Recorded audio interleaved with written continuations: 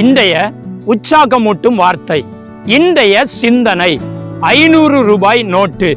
200 பேர்கள் கூடியிருந்த அரங்கத்தில் ஒரு பேச்சாளர் ஒரு 500 ரூபாய் நோட்டை காட்டி, யாருக்கு இது பிடிக்கும் என கேட்டார்.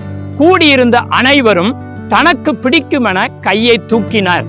பேச்சாளர், உங்களில் ஒருவருக்கு இந்த 500 ரூபாயை தருகிறேன், ஆனால் அதற்கு முன் என சொல்லி அந்த 500 ரூபாயை கசக்கி சுருட்டினார். பிறகு அதை சரி செய்து, இப்போதும் இதன் மீது உங்களுக்கு இன்னும் விருப்பம் இருக்கிறதா என்றார். அந்த பேச்சாளர் அனைவரும் கையை தூக்கினர்.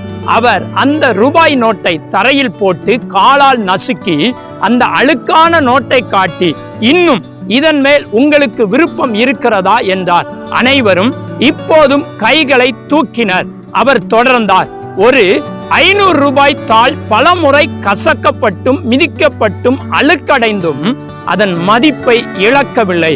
ஆனால் மனிதர்களாகிய நாம் அவமானப்படும் போதும் தோல்விகளை சந்திக்கும் போதும் மனமுடைந்து போய் நம்மை நாமே தாழ்த்திக் கொள்ளுகிறோம். நம்முடைய மதிப்பு என்றைக்கும் குறைவதில்லை. நீங்கள் தனித்துவமானவர்கள். இவ்வுலகில் உள்ள ஒவ்வொருவருக்கும் ஒவ்வொரு தனித்தன்மை இருக்கிறது. அதன் மதிப்பு என்றைக்கும் குறைவதில்லை. வாழ்க்கை என்ற பயிருக்கு தைரியமும் தன்னம்பிக்கையும் தான் உரமும் பூச்சிக்கொல்லிகளும். ஆகையால் தன்னம்பிக்கையை இழக்காமல் வாழுங்கள்.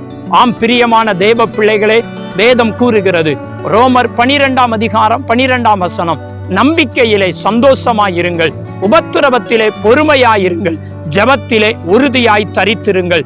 இயேசுவின் மேலுள்ள நம்பிக்கையை விட்டுவிடாமல் சந்தோஷமாயிருங்கள். உபத்திரவம், பாடுகள், கஷ்டங்கள், வேதனைகள் உங்களுக்கு இருக்கிறதா?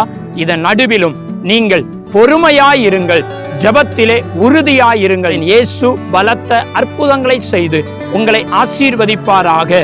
இந்த நாள் உங்களுக்கு ஆசீர்வாதமான நாளாய் இருப்பதாக. God bless you. Amen.